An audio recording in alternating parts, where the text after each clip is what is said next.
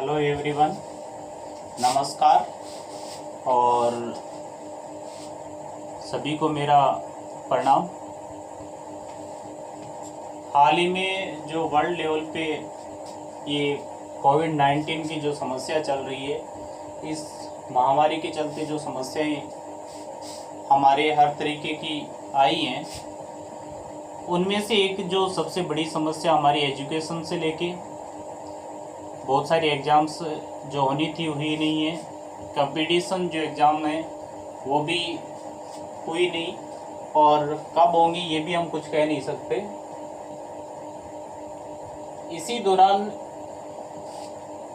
मैंने सोचा है कि कुछ जो ज्योग्राफी की जो क्लासेज हैं, जैसे मेरा सब्जेक्ट रहा है एमए में, और तो 5-6 साल का जो जैसा एक्सपीरियंस मेरा है, तो मैं भी चाहूँगा कि जो बच्चे सीनियर्स की क्लासेस के मेरे पास रिक्वायरमेंट आई ज्योग्राफी की क्लासेस के लिए, तो आज से मैं 1-2 वीडियो डेली ज्योग्राफी के अपने अपलोड करता रहूँगा, और आप उन वीडियोस को देखते रहें और अपनी जो स्टडी प्रोसेस है वो कंटिन्यू रखें। किसी भी प्रकार की हो सकती है कोई दिक्कत आए तो वीडियो ना अपलोड हो, या फिर कोई गलती अगर त्रुटि हो भी सकती है, तो अपनी कमेंट बॉक्स में ज़रूर बताएं हमें। और वैसे अपने सीनियर्स का आशीर्वाद रहा तो ज़रूर कुछ अच्छा करेंगे इस लॉकडाउन के चलते। तो मैं अपना परिचय के तौर पे बता देना चाहूँगा। मैं कुलदीप गोदारा और एमए इन ज्योग्राफी। तो ज्योग्राफी के सामान्य परिचय से हम आज स्टार्ट करते हैं। अपनी पहली क्लास है तो वो होगी ज्योग्राफी के सामान्य परिचय से। उसके बाद आगे जिस तरीके से अपनी ज़रूरतें होंगी उस हिसाब से हम स्टडी करते रहेंगे। जैसा कि हमने ये वर्ड देखा है, यहाँ लिखा हुआ है ज्योग्राफी। सभी को पता है अंग्रेजी में किसको ज्योग्राफी कहते हैं, जो हम हिंदी में टर्म्स यूज करते हैं भूगोल। ज्योग्राफी शुरुआती जो शब्द था इससे पहले वो था एक जियो, जो ग्रीक भाषा का शब्द है। दूसरा एक वर्ड था ग्राफी। इन दो शब्दों से मिलकर एक शब्द की उत्पत्ति होती है अंग्रेजी भाषा में, जो आज हम ज्योग्राफी के रूप में जानते हैं। जियो और ग्राफी दोनों ही यूनानी शब्द थे, जिनका मीनिंग सामान्य तौर पर आप जानते ही हैं। जियो मतलब पृथ्वी, ग्राफी मतलब किसी चीज़ का वर्णन करना या फिर उसके बारे में अध्ययन करना, क्या कहलाता है, ग्राफी। ज्योग्राफी मतलब जियो पृथ्वी, या फिर हम कह सकते हैं भूमि। भूगोल मतलब पृथ्वी, संपूर्ण पृथ्वी का जो हम ग्राफिकल स्टडी करते हैं, आलेखीय जो हम अध्ययन करते हैं, उसे ही ज्योग्राफी कहा जाता है। पहले प्राचीन समय में जो ज्योग्राफी है इसका शुरुआत ग्रीक से ही माना जाता है। इन लोगों ने इसको शुरू किया, काफ़ी इसके ऊपर अध्ययन किया गया। उसके बाद आगे आगे चलते चलते ये काफ़ी विकास हुआ ज्योग्राफी का। एक दूसरा शब्द हम अभी चर्चा कर रहे थे, भूगोल। ये भूगोल जो शब्द है वो पहले नहीं था।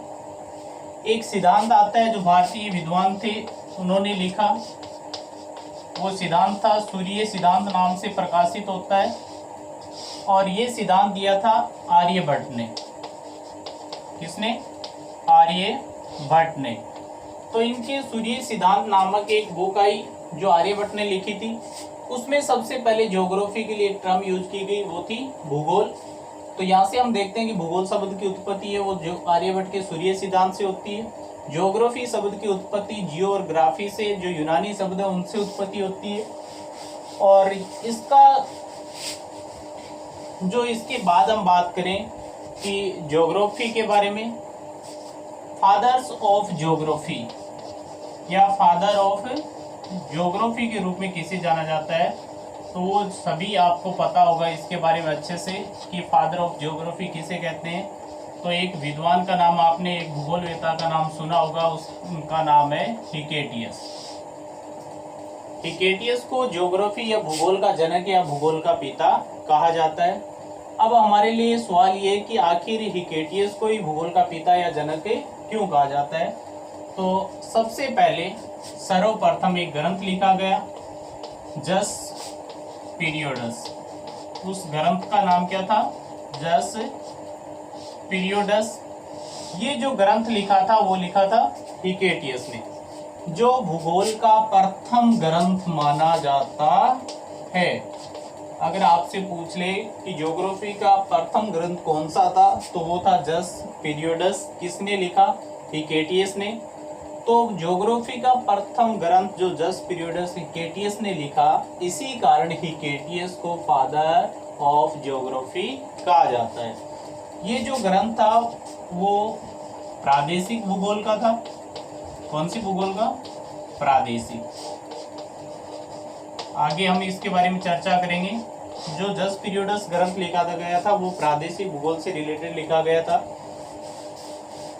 तो हमें यहाँ तक जो देखा कि ज्योग्राफी किन शब्दों से मिलकर बना है, किस भाषा के शब्द थे, भूगोल शब्द कहाँ से आया, इसके अलावा जो ज्योग्राफी के फादर्स किसे कहा जाता है।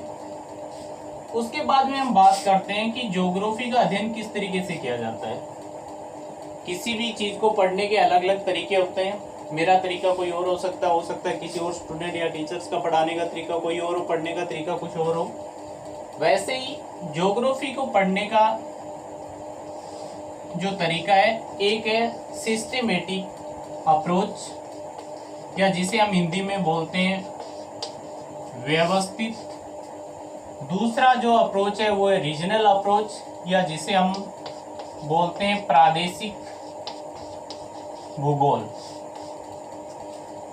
अप्रोच मतलब उपागम, भूगोल के उपागम। कितने? 2 उपागम आए। पहला जो उपागम था या अप्रोच थी वो था सिस्टेमेटिक अप्रोच, व्यवस्थित भूगोल भी कहते हैं, क्रमबद्ध भूगोल भी इसे बोला जाता है। दूसरा जो उपागम था वो था प्रादेशिक उपागम, या जिसे हम बोलते हैं क्षेत्रीय उपागम। दोनों ही तरीके से हम भूगोल का अध्ययन कर सकते हैं, व्यवस्थित तरीके से भी या प्रादेशिक तरीके से। आखिर हम इन 2 तरीकों का उपयोग क्यों करते हैं? कि व्यवस्थित भूगोल, इसमें क्या अंतर है, प्रादेशिक भूगोल, इसमें क्या अंतर है। तो वैसे तो इन नामों से ही विदित हो रहा है कि इन नामों में क्या अंतर दिखाई दे रहा है। जैसे यहाँ लिखा हुआ है व्यवस्थित या क्रमबद्ध। मान लीजिए आपको विश्व स्तर पर किसी चीज का अध्ययन करना है, संपूर्ण विश्व के लेवल पे किसी कारक को लेके। कारक जैसे मान लीजिए हम विश्व की जलवायु पढ़ रहे हैं या फिर जलवायु के बारे में अध्ययन कर रहे हैं, और अगर इस फैक्ट को लेकर, इस तथ्य को लेकर इसका अध्ययन संपूर्ण विश्व के संदर्भ में करते हैं, तो ये जो ज्योग्राफी पढ़ने का तरीका होगा वो होगा सिस्टेमेटिक या व्यवस्थित। किस तरीके से अध्ययन कर रहे हैं हम? व्यवस्थित या सिस्टेमेटिक अप्रोच से। क्यों? क्योंकि जलवायु को पढ़ा, वो किसके संदर्भ में? संपूर्ण विश्व के संदर्भ में, संपूर्ण पृथ्वी का अध्ययन हो गया एक फैक्ट का। लेकिन प्रादेशिक में हम क्या करते हैं, इसमें क्या नहीं, एक फैक्ट नहीं बल्कि एक क्षेत्र। प्रदेश मतलब कोई क्षेत्र विशेष, किसी क्षेत्र का हम अगर संपूर्ण ज्योग्राफिकल स्टडी कर रहे हैं, संपूर्ण अगर भौगोलिक अध्ययन कर रहे हैं किसी भी स्थान का, तो वो हो गया अपना प्रादेशिक अप्रोच या रीजनल अप्रोच। जैसे मान लीजिए हम इंडिया की ज्योग्राफी पढ़नी है, तो एक इंडिया जो है या भारत जो है वो विश्व में एक स्थान विशेष की या कोई एक जगह है, उसका नाम है। इसका हम भौगोलिक अध्ययन करेंगे संपूर्ण। मान लीजिए भारत की जनसंख्या है, खनिज है, यहाँ की जो भौतिक प्रदेश हैं, इन सभी का हम अध्ययन कर रहे हैं। किसमें?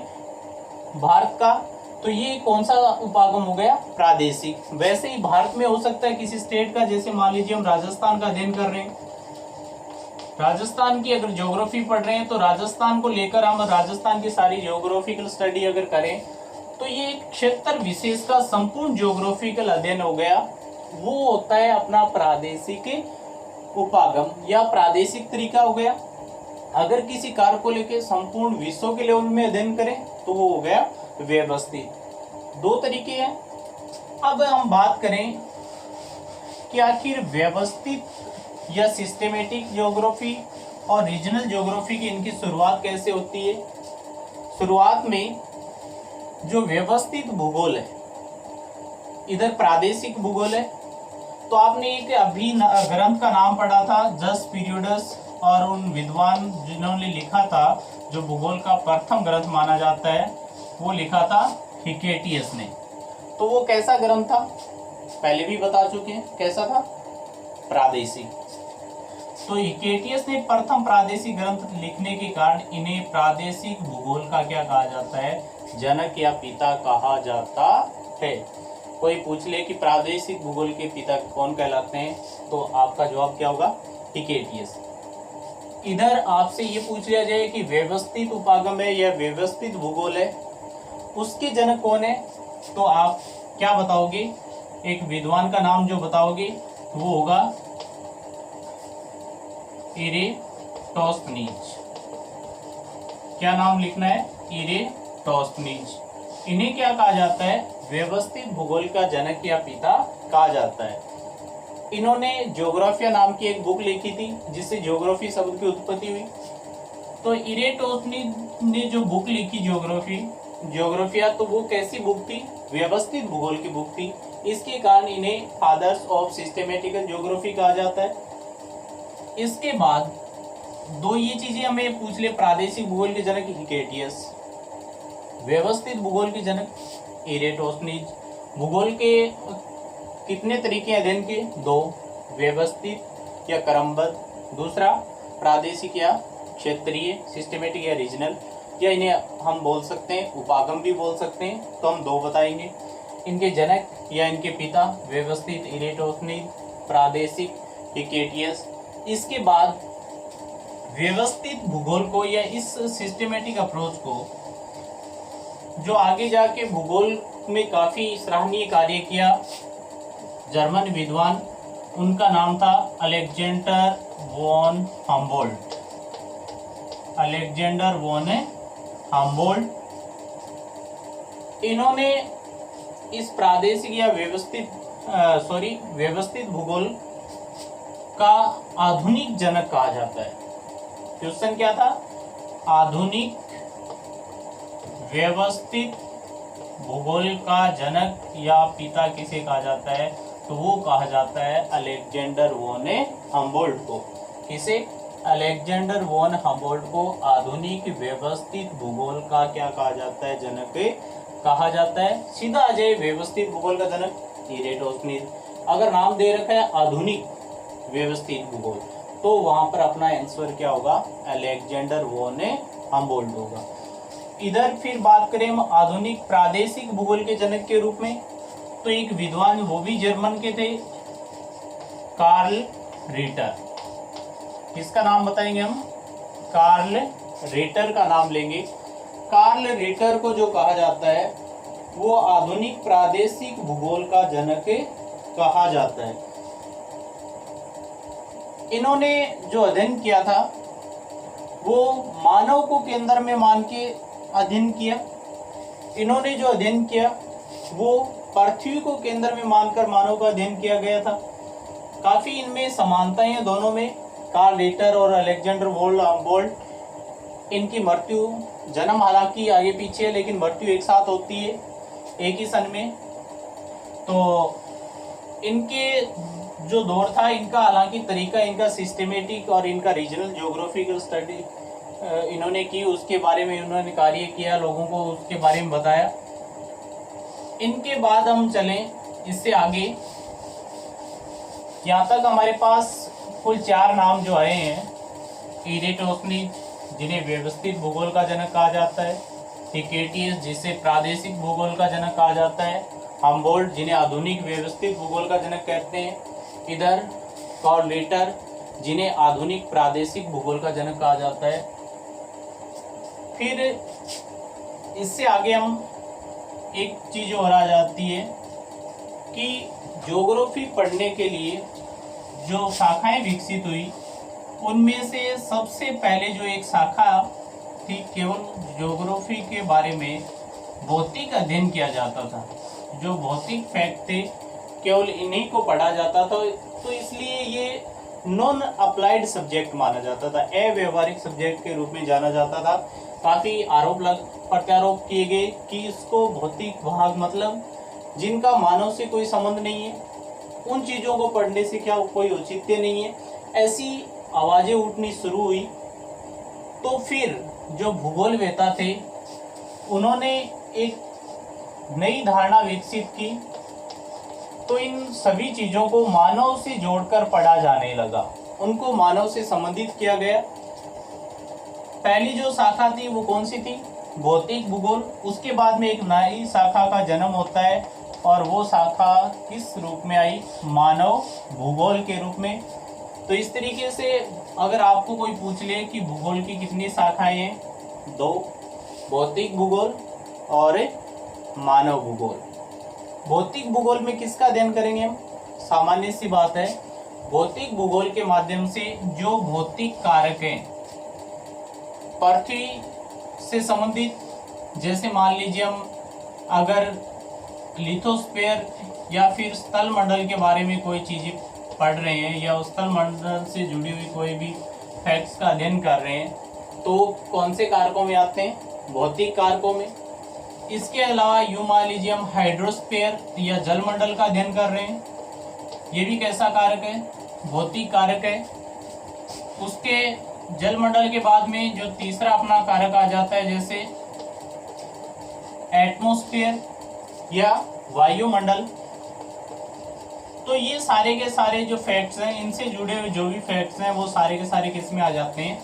भौतिक कारकों में आ जाते हैं। इन सभी का जो हम अध्ययन करते हैं स्थल के बारे में या फिर जल के बारे में, वायुमंडल के बारे में जो भी चीज़ें हम पढ़ रहे हैं, तो यूँ मान के चलो हम कौन सी भूगोल पढ़ रहे हैं? वो भौतिक भूगोल। इधर मानव भूगोल, इसमें अगर हम देखें, रेडजेल को मानव भूगोल का जनक या पिता कहा जाता है। किसे? रेडजेल को। एंथ्रोपोजोग्राफी जो इनकी बुक थी काफी चर्चित, वो किसने लिखी थी? रेडजेल द्वारा लिखी गई थी मानव भूगोल के ऊपर। तो इन्हें मानव भूगोल का जनक या मानव भूगोल का पिता अगर आप पूछ लिया जाए तो किसे कहा जाता है? रेडजेल को क्या कहा जाता है? एक और नाम आता है, आपने सुना होगा, हंटिंगटन। क्या नाम है?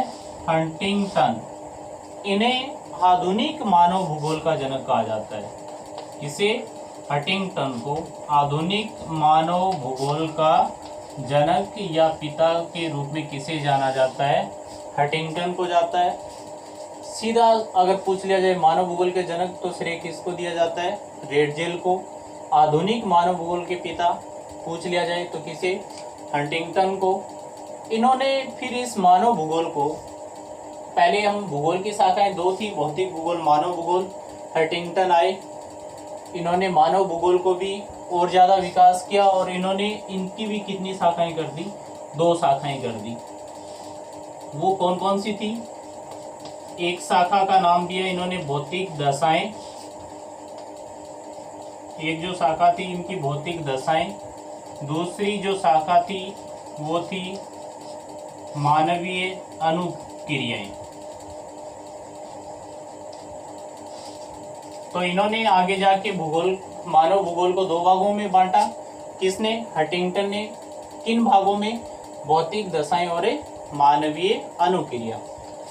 एक बार हम पूर्ण इसको रिवाइव कर लेते हैं पूरे सिस्टम को। देखो, बहुत लास्ट में हमने क्या पढ़ा है? भौतिक दशाएं, मानवीय अनुक्रिया क्या है? मानव भूगोल की शाखाएं हैं कितनी? 2। कौन कौन सी? भौतिक दशाएं और मानवीय अनुक्रियाएं। किसने विकसित की? हंटिंगटन ने। हंटिंगटन कौन है? आधुनिक मानव भूगोल के जनक। अगर सीधा पूछ लिया जाए मानव भूगोल का जनक, रेडजेल। मानव भूगोल के भूगोल की एक शाखा है। प्रथम शाखा कौन सी थी? भौतिक भूगोल। भौतिक भूगोल में किस चीज़ को पढ़ते हैं? पृथ्वी के संपूर्ण भौतिक जो अध्ययन किया जाता है वो किसके अंतर्गत करते हैं? भौतिक भूगोल के अंतर्गत किया जाता है। इससे पहले हमने पढ़े ज्योग्राफी या भूगोल के उपागम कितने थे? 2। कौन कौन से? व्यवस्थित भूगोल, दूसरा प्रादेशिक भूगोल। उनके जनक के बारे में हमने देखा, इरेटोस्थनीज को देखा, इधर इकेटियस को देखा, हम्बोल्ट और रीडर को देखा। एक चीज और, अगर आपको पूछ लिया जाए कि आधुनिक भूगोल का जनक कौन है, सीधा अगर पूछें कि भूगोल का जनक कौन है, तो सीधा सा एक ही आंसर है अपने पास, इकेटियस, हम बता देंगे, कोई दिक्कत नहीं। अगर यूं पूछ लिया जाए आधुनिक भूगोल का जनक किसे है, तो हमारे पास दो आंसर आते हैं, दो व्यक्तियों के नाम आते हैं। एक तो अभी हमने व्यवस्थित में पढ़ा था हम्बोल्ट को, और प्रादेशिक में किसे पढ़ा था, रिटर को। ये दो व्यक्तियों के नाम हमारे सामने आते हैं, दोनों ही सही है। अगर आपसे ये पूछा जाए आधुनिक भूगोल के पिता या जनक, तो आप दोनों कर सकते हैं, हम्बोल्ट और रिटर। लेकिन ऑप्शन में ऐसा होगा नहीं कि ये दोनों ऑप्शन में दिए हों, ऐसा क्वेश्चन आए, एक कोई होगा वो ही राइट होगा। अगर दोनों भी दे दिए जाएं तो आप ज़्यादा प्राथमिकता किसे दोगे, हम्बोल्ट को दोगे, क्योंकि इनकी जो कॉस्मोस बुक थी वो काफ़ी प्रसिद्ध हुई, ज्योग्राफी का काफ़ी जो बुक है वो चर्चित बुक थी, काफ़ी प्रसिद्धि प्राप्त की इन्होंने। तो उसके कारण इनके और भी जो बुक थी 5-7 बुक इन्होंने जो लिखी ज्योग्राफी से रिलेटेड, तो उसके कारण इनकी जो उपलब्धि है वो रिटर से कहीं ज़्यादा है, जिसके कारण इनको प्राथमिकता ज़्यादा दी जाती है। दोनों ऑप्शन हो तो वहाँ पर हम हम्बोल्ट को प्राथमिकता देंगे, अन्यथा कोई एक इनमें से जो भी मिले वही अपना क्या होगा, आधुनिक भूगोल का जनक या पिता होगा। उसमें कोई डरने वाली बात नहीं है। तो ये यहाँ तक हम आते आते अब हम पढ़ लेते हैं कि जैसे हमने भौतिक कारकों में पढ़ा कि हम अध्ययन किसका करते हैं, स्थल, जल, वायुमंडल, ये इनका अध्ययन करते हैं। तो फिर क्वेश्चन ये रहता है कि हम मानव भूगोल के अंतर्गत किसको पढ़ते हैं।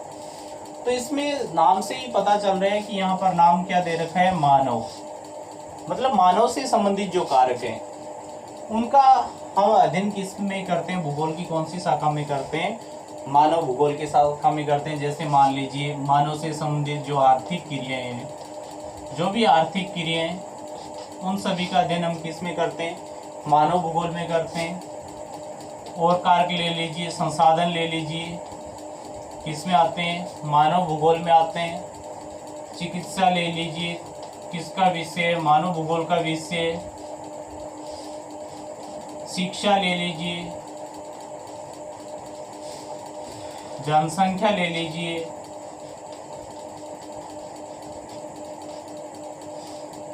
तो ये सारे के सारे जो भी फैक्ट हैं हम अलग अलग पढ़ते रहते हैं। इन सभी का जो हम अध्ययन करते हैं वो किसके अंतर्गत करते हैं, मानव भूगोल के अंतर्गत करते हैं। चाहे वो हमारी संस्कृति हो, कल्चर हो, राजनीति हो, या फिर और भी फैक्ट्स जैसे हम ले सकते हैं, अधिवास हैं, सैन्य भूगोल है। ये सारे के सारे किसके विषय हैं, मानव भूगोल के विषय हैं, जिनका किसी न किसी प्रकार से मानव से सीधा संबंध हो। वो किस में आते हैं, मानव भूगोल में आते हैं। इन सभी का अध्ययन हम किस में करते हैं, मानव भूगोल के अंतर्गत करते हैं। भौतिक कारक जिनका भौतिक भूगोल में अध्ययन किया जाता है। इनके बाद हम अब जो बेसिक चीज़ तक हम पहुँचे हैं कि हम आगे जो कुछ भी पढ़ें, जो भी हमारा अगला वीडियो है, जो भी कल की अपनी क्लासें आएंगी, तो उनमें पढ़ाएं। जो भी मान लीजिए हमने आर्थिक भूगोल का चैप्टर लिखा हुआ है या हम पढ़ रहे हैं, तो उससे पहले हमें ये पता होना चाहिए कि आर्थिक भूगोल की कौन सी शाखा में पढ़ रहे हैं, कौन सी भूगोल पढ़ रहे हैं, भौतिक पढ़ रहे हैं, मानव भूगोल पढ़ रहे हैं, या फिर उसको पढ़ किस तरीके से रहे हैं। एक तो व्यवस्थित तरीके से पढ़ रहे हैं या फिर प्रादेशिक तरीके से पढ़ रहे हैं। तो वो चीज़ें हमें बेसिक उनका पता होनी चाहिए। इसी के लिए हमने ये पहला वीडियो इसी के बारे में रखा है, ताकि हम कोई भी चीज़ पढ़ें उससे पहले कि पीछे का जो बैकग्राउंड है वो हमें पता रहे कि हम आखिर पढ़ क्या चीज़ रहे हैं। उसके बाद अपना जो अगला कल की जो क्लासेज आएंगी, कल का जो क्लास होगी, जैसी सीनियर क्लास की मेरे पास रिक्वायरमेंट आई है कि वो सीनियर की ज्योग्राफी कंप्लीट कराएं, और ख़ास करके उन्होंने 5-4 लेसन जो सेंड किए मेरे पास कि वो ज़रूर कंप्लीट करवाएं आप। तो मैं कोशिश करूँगा कि वो सारी 2-4 लेसन जो भी बताए गए उनको भी कंप्लीट करूँ। और उसके बाद अगर अच्छा अपनी क्लासेज रहती हैं, समय मिलेगा, और समय है ऐसी बात नहीं है, किसके पास नहीं है, इस लॉकडाउन के चलते सभी के पास टाइम है, तो मैं कोशिश करूँगा कि मैं अच्छी से अच्छी अपनी क्लासेज आपको उपलब्ध करवाऊँ। कुछ और ज़्यादा बेटर करने की कोशिश करेंगे। हालांकि सुविधाएं अपने पास इतनी नहीं है। मैं मेरे जो स्टडी रूम है उसी क्लासें ले रहा हूँ, और वहाँ से ही वीडियो ये अपलोड करूँगा। तो जैसी कैसी सुविधाएं हैं उन्हीं सुविधाओं के चलते मैं आपकी प्रॉब्लम सॉल्व करूँगा। और आप इन वीडियो को देखने के बाद ज़रूर अपना रेस्पॉन्स मेरे तक पहुंचाएं। अगर मेरे सीनियर्स हैं जो मुझसे अच्छा जानते हैं तो मुझे ज़रूर कुछ अच्छा क्या कर पाऊँ उसके बारे में राय दें। कुछ किसी को अच्छा लगे तो लाइक कमेंट ज़रूर करके मुझे बताएं, और ख़ास करके अपने इस जो भी चैनल है उसको सब्सक्राइब और शेयर ज़रूर करें ज़्यादा से ज़्यादा, ताकि मुझे भी एक कॉन्फिडेंस आए और एक ऐसी उम्मीद जगे कि मैं कुछ अच्छा करूं। तो वो इतना आप ज़रूर करेंगे। हमारी इस आज की क्लास में इतना ही। कल से अपना वीडियो अगला होगा, वो या तो मैप को लेके लगभग अपना वीडियो आने वाला है, तो ज़रूर देखें। और हो सके तो इसी टाइम पे आपको क्लास नहीं मिलेगी कल। Thank you, best of luck, the best.